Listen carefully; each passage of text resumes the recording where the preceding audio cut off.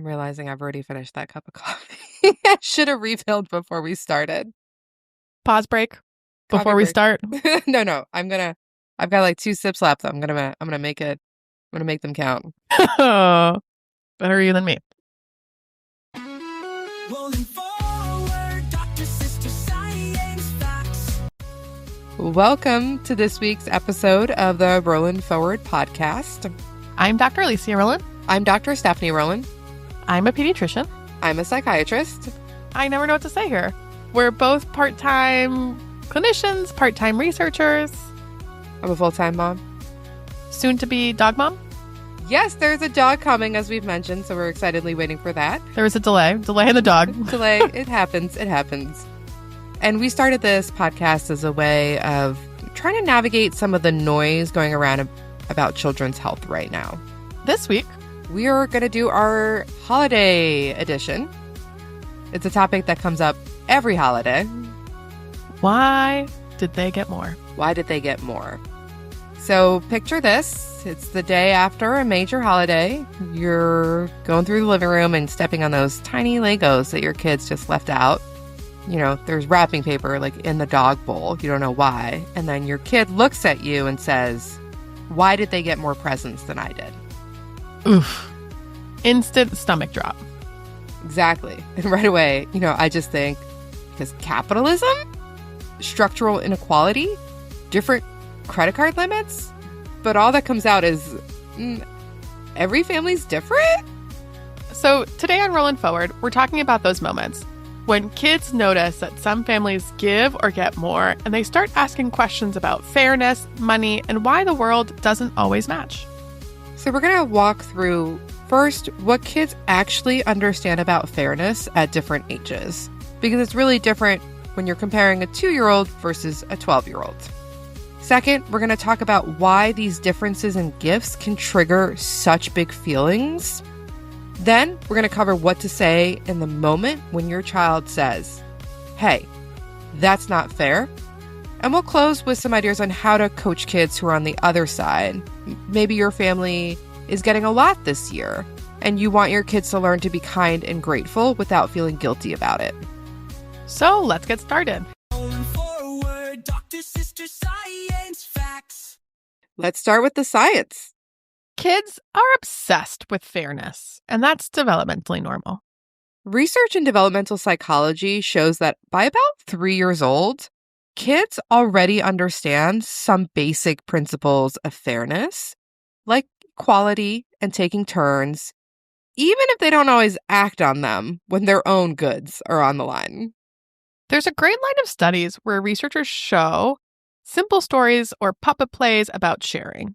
Even 3 to 4-year-olds will say things like, "They should share the cookies," or "They should get the same number of stickers."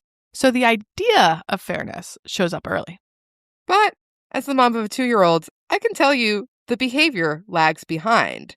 So although kids say things like they should share the cookies, when it's their turn to share the cookie, fair often means I get more. So there's a gap at this age between what kids know is fair and what they do. And it's important to note that that is a normal part of development. By about elementary school, kids start to add in a little bit more nuance. They start to say things like, "They work harder, so they should get more." "She's younger, so she might need more help." They're moving from same to sometimes different is fair, which is getting closer to the idea of equity, that matching resources to needs or efforts. And after that, by around age 8 or 10, many kids understand that different families have different rules, budgets, or traditions, even if they're still disappointed. But here's the twist. Some research suggests that kids care not just about the same stuff, but about equal respect, whether the way things are shared feels respectful to everyone involved. So when a child sees their cousin get way more of something, they're not just counting objects. They're also asking themselves, what does this mean about me? Am I less important? Oof. Meanwhile, we live in a country where roughly 1 in 7 kids are living in poverty, depending on which measure you use. And about 1 in 5 households with kids experienced food insecurity in 2023. And if your family is in this position where you're struggling with money, food, housing this season, it's important to know that you are not alone. Please talk to your pediatrician, your social worker, maybe a local community organization. There are more supports out there than it can feel like when you're up worrying about your family this holiday. And while kids may not know those numbers, they can absolutely see the impact. Who has a big tree full of gifts? Who doesn't? Whose parents are stressed? And whose parents are working 3 jobs? So when your child asks, why did they get more? That's not them being spoiled. That's their developing fairness radar doing its job. And sometimes that can lead to meltdowns. We all know the meltdowns. In a household with a toddler, you are very familiar with the meltdowns. So let's talk about what is happening under the hood when a kid melts down about gifts. From a brain perspective, the amygdala, which we've talked about before, it's the part of the brain that detects threats. Alarm! Alarm! Alarm! That's the amygdala. The amygdala lights up when kids feel left out, less than, or rejected. And that's true about the amygdala. It lights up not just for physical threats, but also social threats. So when they have those feelings of rejection, the amygdala starts lighting up. So my cousin got a gaming system and I didn't. Isn't just a thought. It can feel like I don't belong, something is wrong with me, something is wrong with my family. And that's where shame really sneaks in. Shame is tricky. Neuroscience work on shame and threat shows that shame activates these same responses, the same amygdala, stress hormones, fight or flight. And so your child's nervous system might be going, I'm bad, we're bad, everyone can see it. And that's when they can get flooded. The tears, the anger, the meltdown. This is the worst Christmas ever. Storming to their room. I hate you, Tati. I hate you. It's important to remember in these moments that younger kids, especially those who are under 7, they don't yet have a fully online prefrontal cortex, that top-down control of their brain that helps with executive function and planning, which means they can't really talk themselves down yet. So that thinking brain that might say, okay, we're disappointed, but it's okay, that's going to take a lot more time to activate in younger kids especially. So your job as a parent isn't to shut down that emotion. It's to be a borrowed prefrontal cortex that they haven't yet developed. That calm, regulating presence that says, you are safe, you are loved, and we can talk about this. And if we respond with our shame, and if you've ever been in public when your kid is having a meltdown and you feel shame, that is totally normal. But if we respond with our shame by saying things to kids like, you're being ungrateful, don't you know how lucky you are? That actually just piles more threat on top of their already overactivated system. And although we might mean that in a reflective way, it really shuts down their learning. Exactly. Shame doesn't teach values. It really teaches kids to hide their emotions. And so while it's perfectly normal for us to feel that way and want to respond that way, by being that calm, regulating presence, it's going to help your child reset their nervous system and then move forward into the conversation that needs to happen. Okay, Stephanie, let's get practical. What do you actually say when your child comes to you and says, it's not fair, they got more than I did? Let's start by breaking this down into rough age groups, because again, this is going to be really different between a child who's 2 versus one who's 12. But remember, development isn't exact, so you know your kid best and where they are.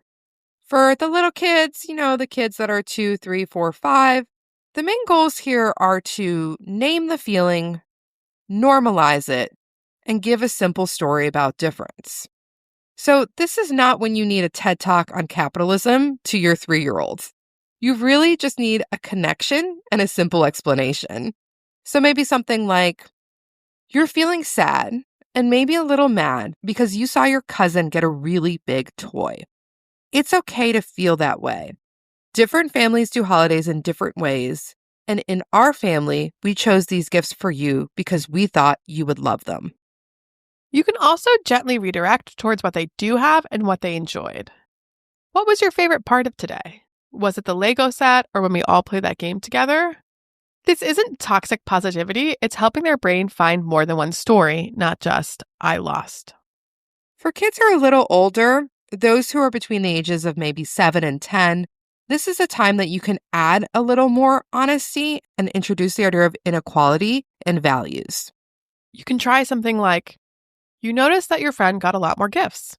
That's a really sharp observation. The truth is, families have different amounts of money and different traditions. Some like to buy a lot of big gifts. Some like smaller things. Some focus more on experiences. In our family, we try to fill in the blank, not go into debt, focus on time together. It's okay to feel disappointed and still be proud of how our family does things. You might also name the larger reality, especially if your family is one of many families that is going through a hard time right now. So you might try something like, you're right, we can't buy as many things as some families, and that is not because of you. A lot of families are having a really hard time right now, and we are doing our best to take care of what we need and try to have some fun. You don't need to dump every detail on your kids, but a little context can reduce that "what's wrong with me" feeling that they might be having.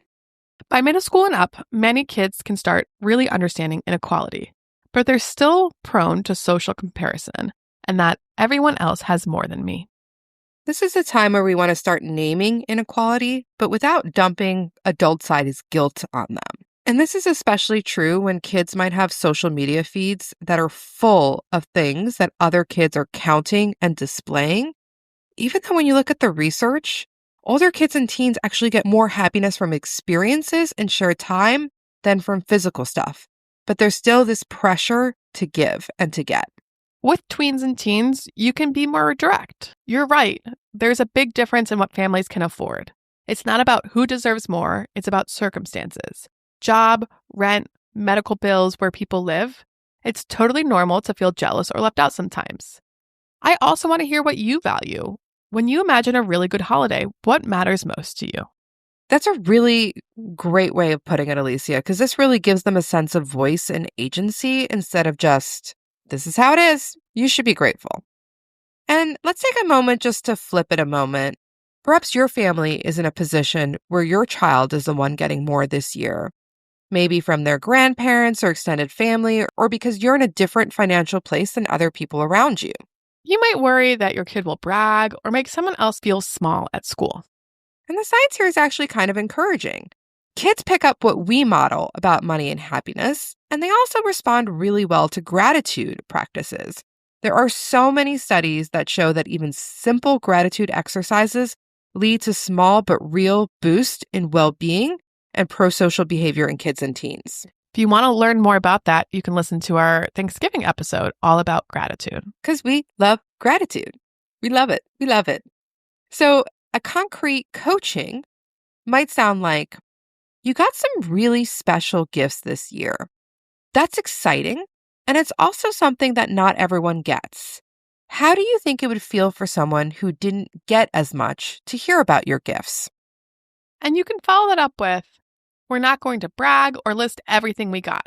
If someone asks, you can share a favorite gift and maybe a favorite moment, like baking cookies with grandma. So it's not all about the stuff. And in doing that, you're basically teaching 3 important social emotional skills. First, perspective taking. Imagine how someone else feels. Second, gratitude. Note and appreciate what you have. And third, boundaries. You don't owe everyone a full inventory of your life. And you can turn that into a quick ritual. What are 3 things you're grateful for today? And one way we could help someone else feel good this week. Those tiny practices are exactly what gratitude research is talking about. Small, consistent actions that improve mood and generosity over time. And it's important in doing this not to make your kids feel guilty for what they've been given. They're not the ones who designed the system. So you can acknowledge inequality while still letting them enjoy their gifts. Something like, it's okay to feel happy about what you got. And it's also important to remember that not everyone has the same. We can hold both joy and care for others. So before Christmas, before the holidays, before holiday parties, it's important to set expectations with your kids. Because a lot of conflict comes from unspoken expectations. Kids might imagine a mountain of gifts because that's what they saw on YouTube, and then reality is different. So it's important to have a pregame conversation before a major celebration like a holiday.